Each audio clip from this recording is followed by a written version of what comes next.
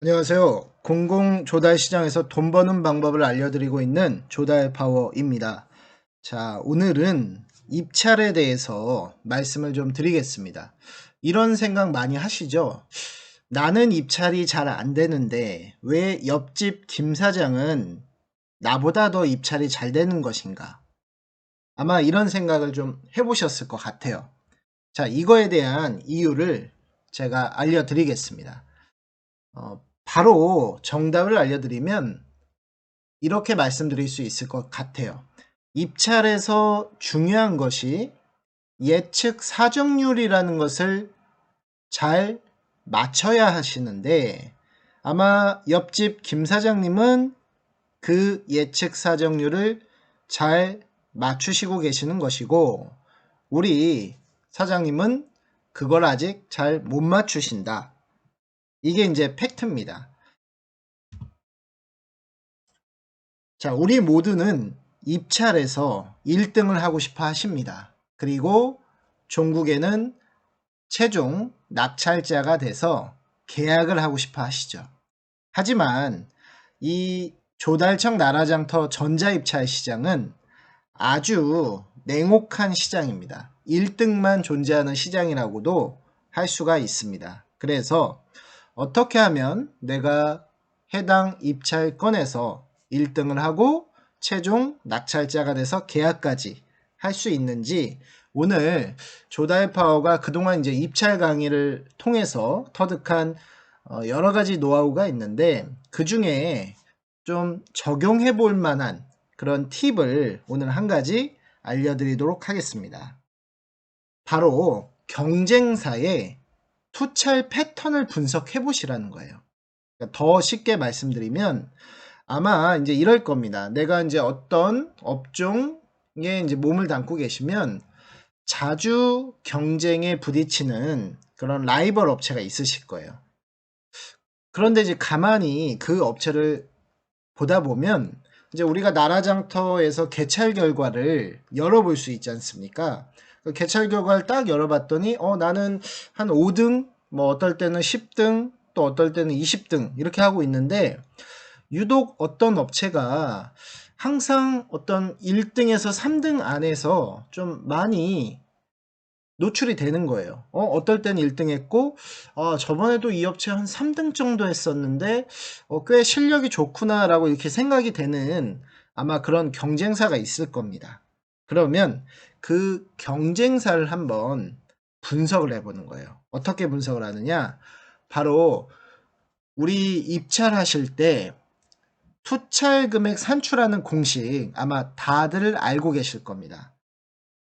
투찰 금액은 기초 금액에다가 예측 사정률을 곱하고 그 다음에 낙찰 하한율을 곱해주면 내가 원하는 투찰 금액이 산출이 되죠. 예를 들어서 100개 기업이 입찰에 참여를 한다고 하면 아마 투찰하는 금액은요 거의 100가지가 나옵니다. 무슨 소리냐면 1억짜리 입찰에 들어간다고 하면 어떤 분은 뭐 8,800만 원, 어떤 분은 뭐 8,815만 원, 뭐 이런 식으로 100개 기업이 투자를 했으면 100가지의 투자 금액이 존재한다. 그럼 왜 이런 일이 발생이 되느냐? 경험이 있으신 분들은 아실 거예요. 이유는 예측 사정률이라는 것 때문에 그렇습니다. 보통 우리가 국가 계약으로 진행되는 거는 이제 예측 사정률 범위가 이제 플러스 마이너스 2%로 이제 설정이 되죠. 그리고 지방자치단체 지방계약법으로 발주하는 건은 그 예측 사정률 범위가 플러스 마이너스 3% 범위로 설정이 되어 있습니다. 그래서 이 범위 안에서 그 100개의 기업들이 생각하는 그 예측 사정률 지점이 다 다르기 때문에 100가지의 그 투자의 금액이 산출이 된다라는 거예요. 그래서 이제 오늘 제가 말씀드리는 포인트는 뭐냐면 내가 경쟁사의 투자의 금액을 토대로 해서 유독 저 업체는 낙찰을 잘 받는 것 같아 라고 하는 기업이 있다라면 그 회사가 그동안 예측해왔던 그 지점을 한번 분석하시라는 거예요. 그럼 어떻게 분석하느냐? 이 공식을 이용하세요. 자, 요 토찰 금액에는 어떻게 하면 되겠습니까? 그 1등이 된 그 상대방 경쟁사의 토찰 금액을 적는 거예요. 예를 들어서 8,900만 원에 1등을 했다. 그럼 토찰 금액에는 8,900만 원을 적어주시면 되고요. 자, 기초 금액은 어떻습니까? 보통 우리가 나라장터에서 공고문 찾아보시면 공개가 되어 있죠. 보통 1억 원 이렇게 이제 공개가 돼 있겠죠. 그리고 예측 사정률은 이제 우리가 알고 싶은 거잖아요. 그 경쟁사가 얼마를 예측했을지. 그래서 우리가 학창 시절을 좀 되돌아서 보시면 이 예측 사정률을 X 값으로 우리가 두자라는 거죠. X 값으로 두고 낙찰 환율 또한 공고 시 우리가 이미 알고 있잖아요. 그래서 보통 뭐 물품 같은 경우는 88%, 그리고 공사 같은 경우는 뭐 10억 미만에서는 87.745% 뭐 이런 식으로 이제 공고문에 첨부되어 있는 그 문서를 보시면 적혀 있습니다. 그러면 다 아는 거잖아요. 우리가 상대방 투철 금액 얼마 했는지 알 수 있고, 그 다음에 기초 금액과 낙찰환율 이미 알고 있고, 그러면 내가 궁금한 거는 이 예측 사정률이니까 얘를 X 값으로 둬서 계산을 해보시면, 아, 이 회사는 1등이 됐을 때 예측 사정률 값이 뭐 예를 들어서 뭐 99.535%로 예측을 해서 들어갔구나라고 알 수가 있다라는 거죠. 자, 그러면 이제 이거는 이제 이렇게 하시면 되는 걸 아셨을 테니까 그 다음에 이제 뭘 하셔야 되느냐? 예측 사정률 분석 노트라는 것을 한번 만들어 보세요. 그러니까 뭐 한두 개 현장을 해봐서는 그 회사가 어떤 패턴을 가지고 투자를 하고 있는지 아마 분석하기가 좀 어려울 겁니다. 좀 인내심을 갖고 끈질기게 한번 그래 내가 이 잘 되는 업체가 어떤 노하우가 있는지 이걸 한번 내가 밝혀보겠다라는 심정으로 한번 체킹을 해보세요. 그러면 뭐 다양한 이제 예측 사정률 값이 나올 겁니다. 또 여기서 이제 제가 조달 파워가 한 가지 아주 또 중요한 포인트를 하나 알려드릴게요.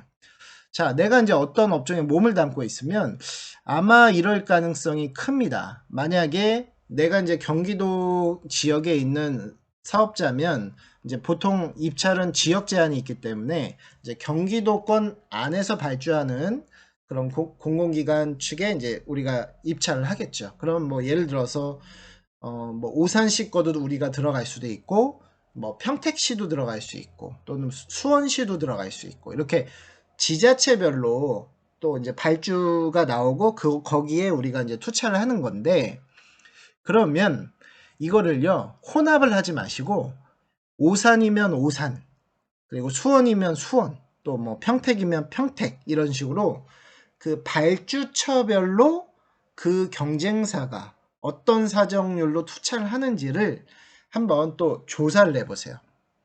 한 단계 더 조사하는 거고 이럴 가능성도 있습니다. 이제 보통 제가 조달 파워가 여러 공공기관을 가서 이제 강의도 하고 또 우리 조달 업체 분들 대상으로 컨설팅도 하면서 어떻게 보통 많이 말씀해 드리냐면 이렇게 말씀해 드려요. 똑같이 발주처별로 사정률을 한번 분석해 보자. 그런 다음에 웬만하면 오산시는 뭐 99.52%로 그냥 가는 거예요. 그리고 평택시는 100.5%로 또 그대로 가는 거고요. 그리고 뭐 또 다른 지역 입찰은 뭐 99.9%로 또 쭉 가는 거예요. 그래서 왔다 갔다 하는 것보다는 내가 발주처별로 그 지역별로 해서 한 지점 사정률로 한번 쭉 가보시는 게 오히려 낙찰될 확률은 더 높일 수도 있다라고 저는 생각을 하고 있고 그렇게 많이 교육을 해드리고 있습니다. 그래서 앞으로도 궁금하신 사항은요. 조달 파워 카페에 오셔서 또 문의 주시면 제가 답변 드릴게요. 그리고 여기에 보시면 무료 자료도 많습니다. 그 부분을 잘 활용하시면